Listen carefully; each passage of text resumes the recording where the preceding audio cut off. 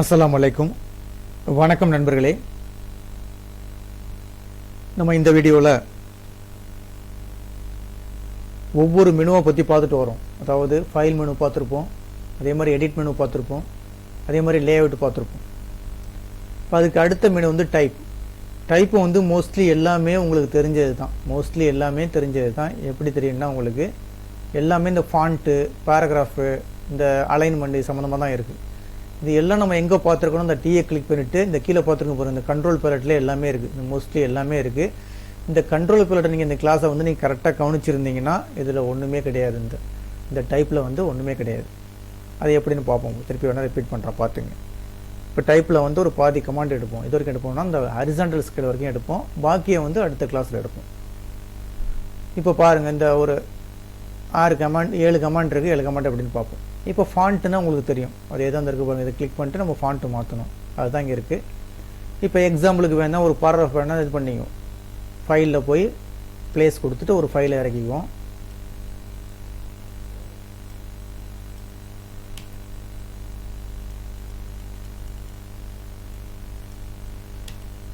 இந்த ஃபைலை இறக்கிக்குவோம். எந்த இடத்துல வேணுமோ அந்த இடத்துல கர்சரை மூவ் பண்ணி கொண்டு வந்து இந்த இடத்துல வச்சுக்கிங்க. இப்போ எக்ஸாம்பிளுக்கு எனக்கு இந்த இடத்துல வந்து ஜஸ்ட்டு கிளிக் பண்ணுறோம், இந்த ஃபைல் வந்துருச்சு. இப்போ எனக்கு இதில் ஃபாண்ட்டுலாம் மாற்றணும்னு வச்சுங்களேன். இப்போ எக்ஸாம்பிளுக்கு வந்து head to click bank to build and account, இது வந்து எனக்கு ஒரு இது மாதிரி ஒரு டைட்டில் மாதிரி வேணும், கொஞ்சம் எழுத்து பெருசாக்கணும், இல்லை ஃபாண்ட்டு மாற்றணும் அப்படின்னா இந்த மாதிரி செலெக்ஷன் பண்ணிங்க.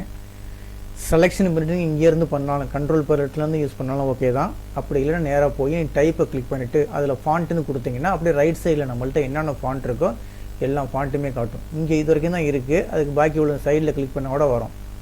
இந்த சைடில் கிளிக் பண்ணிங்கன்னா அப்படியே அடுத்தடுத்த பக்கத்தில் என்ன அடுத்தடுத்த ஃபாண்ட் எவ்வளோ இருக்கோ எல்லா ஃபாண்ட்டுமே காட்டும் உங்களுக்கு. இந்த காட்டுறது பாருங்கள், ஓகேங்களா. இதில் உங்களுக்கு எந்த ஃபாண்ட்டு வேணுமோ அந்த ஃபாண்ட்டை போய் கிளிக் பண்ணிக்கலாம்.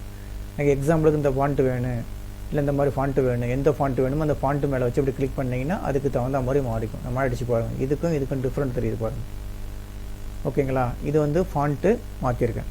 இப்போ எனக்கு ஃபஸ்ட்டு இந்த ஃபாண்ட்டு மாற்றணும்னா அப்படி ஜஸ்ட்டு செலெக்ஷன் பண்ணிங்க. செலெக்ஷன் பண்ணிவிட்டு டைப்பில் போய் ஃபாண்ட்டை கிளிக் பண்ணிங்கன்னா ஃபாண்ட்டுனா ஒன்றும் கிடையாது, எழுத்து. நீங்கள் எழுத்து வந்து பல விதமாக நீங்கள் என்ன செஞ்சுக்கலாம், உங்களுடைய டிசைன் பண்ணிவிட்டு பிரிண்ட் அவுட் எடுத்துக்கலாம். அதுக்காக உள்ளது தான். உங்களுக்கு எந்த மாடல் ஃபாண்ட்டு வேணுமோ ஜஸ்ட் அப்படி மூவ் பண்ணிங்கன்னா என்ன செய்யும், உங்களுக்கு ஃபாண்ட்டு வந்து டிஸ்பிளே ஆகிட்டே இருக்கும். உங்களுக்கு எந்த ஃபாண்ட்டு வேணுமோ அந்த ஃபாண்ட்டு மேலே ஜஸ்ட்டு கிளிக் பண்ணிங்கன்னா அந்த ஃபாண்ட்டு வந்து அதுக்கு தகுந்த மாதிரி மாறிக்கும், ஓகேங்களா. இது ஃபாண்ட்டு.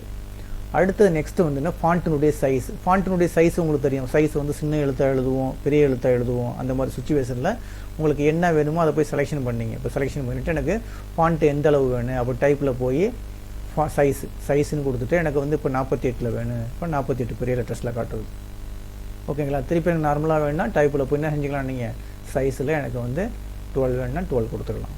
இந்த மாதிரிலாம் வந்து ஃபாண்ட்டு சைஸை வந்து என்ன செஞ்சுக்கலாம், நீங்கள் பெருசு பண்ணிக்கலாம், அதே மாதிரி சின்னது பண்ணிக்கலாம். அதுக்கு உங்களுக்கு ஷார்ட்கட் கூட சொல்லியிருக்கேன். இப்படி அதாவது செலெக்ஷன் பண்ணிவிட்டு கண்ட்ரோல் ஷிஃப்ட் கிரேட்டர்துன்னு கொடுத்தீங்கன்னா இந்த மாதிரி பெருசாகும், கண்ட்ரோல் ஷிஃப்ட் லெஸ்துன்னு கொடுத்தீங்கன்னா சின்னதாகும். இப்படி வேணாலும் பண்ணிக்கலாம், ஓகேங்களா. சரிங்க. அதுக்கு அடுத்து டைப்பில் வந்து இப்போ என்ன பார்த்தாச்சு, ஃபாண்ட்டு பார்த்தாச்சு, ஃபாண்ட்டினுடைய சைஸு பார்த்துருக்கோம். அதுக்கு அடுத்தது லீடிங்னா என்ன, லீடிங்னா ஒன்றும் கிடையாதுங்க. அதாவது ஒரு லைனுக்கும் இன்னொரு லைனுக்கும் உள்ள இடைவெளி, லைன் பேசிங் சொல்லுவோங்களோ அதுதான். இப்போ பாருங்களேன், இப்போ எக்ஸாம்பிளுக்கு இந்த 2 லைன் எடுத்துங்க. இந்த ஃபஸ்ட் 2 லைன் எடுத்துங்க, இதை வேணால் ரிமூவ் பண்ணிவிட்ருவோம். இந்த ஃபஸ்ட்டு 2 லைனை எடுத்துங்க. இந்த ஃபஸ்ட்டு 2 லைனை எடுத்துக்கிட்டு இப்போ இதில் போய் 2க்கும் ஃபேஸ் பாருங்கள், நார்மலாக இருக்குது, கரெக்டான ஃபேஸ் தான் இருக்குது, நார்மலாக இருக்குது. இதை வந்து கொஞ்சம் எனக்கு பெருசு பண்ண போகிறேன், எனக்கு இடைவெளி வந்து அதிகமாக வேணும், ஒரு லைனுக்கும் இன்னொரு லைனுக்கும் உள்ள இடைவெளி அதிகமாக வேணும். அப்போ போய் என்ன செய்கிறீங்க, டைப்பில் போய் இந்த இருக்குது பாருங்கள், லீடிங் கொடுத்துட்டு இப்போ என்ன நார்மலில் இருக்குது, ஆட்டோவில் இருக்குது. இப்போ எனக்கு வந்து பாருங்கள் 24 கொடுக்குறேன். அப்போ என்ன செய்யுது பார்த்தீங்களா, 2க்கும் உள்ள ஃபேஸை பாருங்கள், ஒரு லைனுக்கும் இன்னொரு லைனுக்கும் உள்ள ஃபேஸு இந்த டிஃப்ரெண்ட் காட்டுது பாருங்கள். இந்த மாதிரி வேணால் நீங்கள் மாற்றிக்கலாம். தேவைப்பட்டுச்சுன்னா, மோஸ்ட்லி தேவைப்பட்டுச்சுன்னா மாற்றிக்கலாம். திருப்பி எனக்கு பேக் டு நார்மலாக வேணும்னா என்ன செய்ய வேண்டியது, லீடிங்கில் போய் ஆட்டோ கொடுத்தீங்கன்னா நார்மலாக வந்துடும். அதுக்கு அடுத்தது டைப் ஸ்டைலு உங்களுக்கு தெரியும். நார்மலாக வரும். போல்டுன்னு கொடுத்தீங்கன்னா கொஞ்சம் தடிமனாக இருக்கும். இந்த பாருங்கள், நல்லா தடிமனாக இருக்குது பாருங்கள், நல்லா டார்க்காக இருக்கும். இந்த லெட்டர்ஸ் வந்து டார்க்காக இருக்கும்.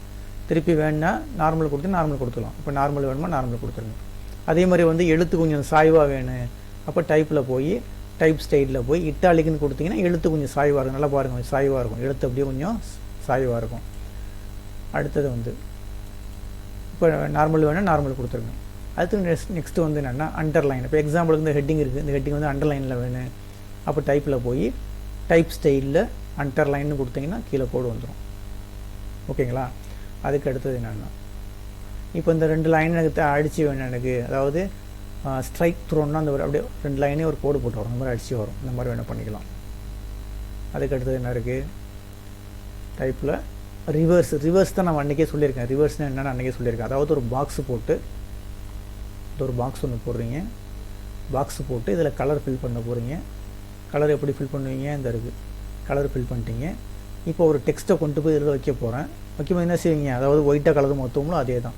இப்போ எக்ஸாம்பிளுக்கு இந்த இடத்துல ஒரு வேர்டு அடிக்கிறேன்னு வச்சுங்களேன், இந்த மாதிரி ஒரு வேர்டு அடிச்சிருக்கேன். அடிச்சுட்டு இந்த என்ன செய்ய போகிறேன், அப்படி செலெக்ஷன் பண்ணிவிட்டு என்ன செஞ்சிட போகிறேன், நேராக போய் டைப்பில் போய் டைப் ஸ்டைலில் ரிவர்ஸ்னு கொடுத்துட்றேன். கொடுத்துட்டு அந்த எழுத்து மறைஞ்சிருச்சு. இப்படி ஜஸ்ட் கிளிக் பண்ணி இந்த எழுத்தை கொண்டு போய் வச்சிங்கன்னா இங்கே கரெக்டாக தெரியும் உங்களுக்கு, என்ன தெரியுது பாருங்கள். ஓகேங்களா? அந்த எழுத்தை பெருசு பண்ணுறதுனா எழுத்து பெருசு பண்ணிக்கலாம். அதாவது என்னது பெருசு, எழுத்து வந்து கருப்பாக இருந்துச்சு அதை வந்து ஒயிட்டாக வந்து மாற்றி கொடுக்குது, அதான் ரிவர்ஸ்ன்னு சொல்கிறது. இது பெருசு பண்ணுறதுனா பெருசு பண்ணிக்கலாம்.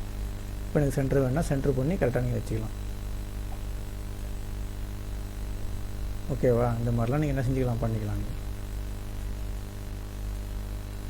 ஓகே, இதுக்கு பேர் என்ன சொல்கிறது, ரிவர்ஸ்ன்னு சொல்கிறது. எல்லாமே பார்த்தது தான், ரிப்பீட் பண்ணுறோம், பார்த்துங்க.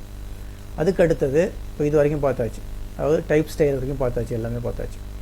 அதுக்கு அடுத்து என்ன, எக்ஸ்பர்ட் ஏர்னிங்னா என்னென்னா, இப்போ பாருங்களேன், இப்போ எக்ஸாம்பிளுக்கு வந்து இப்போ இந்த லைன் எடுத்துக்குவோம். இப்போ இந்த 2 லைனை எடுத்துக்கங்களேன். 2 லைனை எடுத்துக்கிட்டு இப்படி செலெக்ஷன் பண்ணுறோன்னு வச்சுங்களேன். இப்படி செலெக்ஷன் பண்ணிவிட்டு இப்போ இந்த டீயை கிளிக் பண்ணிவிட்டு இந்த லாஸ்ட்டில் இருக்குது பாருங்கள், இந்த லாஸ்ட்டில் உள்ளது என்ன செய்ய போகிறோம், இந்த ஒரு எழுத்துக்கும் இன்னொரு எழுத்துக்கும் இடைவெளி வந்து கொஞ்சம் இழுத்த மாதிரி கொண்டு வர போகிறேன். அப்போ என்னது, .3 கொடுத்துங்க.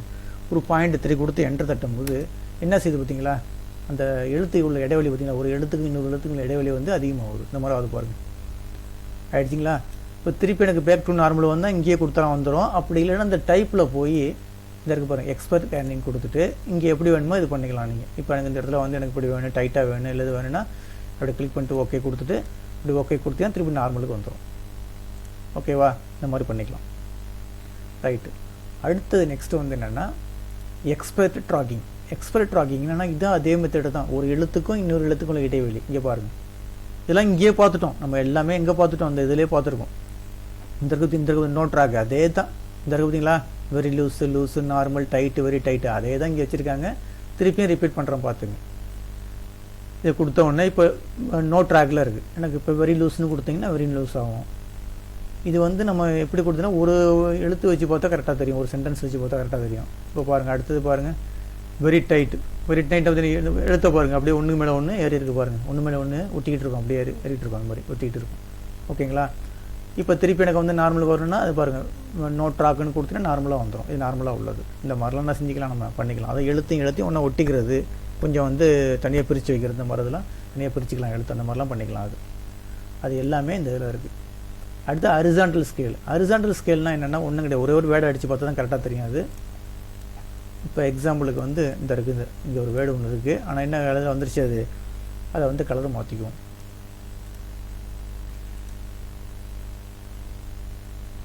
பிளாக் கலர் கொடுத்துருவோம். இப்போ வந்துருச்சு. இந்த வேர்டை எடுத்துங்க. இந்த வேர்டை எடுத்துக்கிட்டு இப்போ இதை போய் பண்ணி பாருங்கள். இப்போ செலெக்ஷன் பண்ணிவிட்டு டைப்புக்கு போயிட்டேன், ஹரிசாண்டல் ஸ்கேல் கொடுத்துட்டு இப்போ என்ன செய்ய போகிறேன்னா ஒரு 130 கொடுக்குறேன். கொடுக்காம என்ன செய்யுது, அந்த எழுத்தை வந்து அப்படியே கொஞ்சம் இழுத்த மாதிரி எலாபரேட் பண்ணி காட்டும். அதுக்காக உள்ளது தான். இப்போ வேணால் அதிகமாக கொடுத்து பாருங்களேன், டைப்பில் போய் ஹரிசாண்டல் ஸ்கேலில் இப்போ அதர் கொடுத்துட்டு ஒரு 250 கொடுக்குறோன்னு வச்சுக்கோங்களேன். 250 கொடுத்துட்டு என்டர் தட்டுங்க.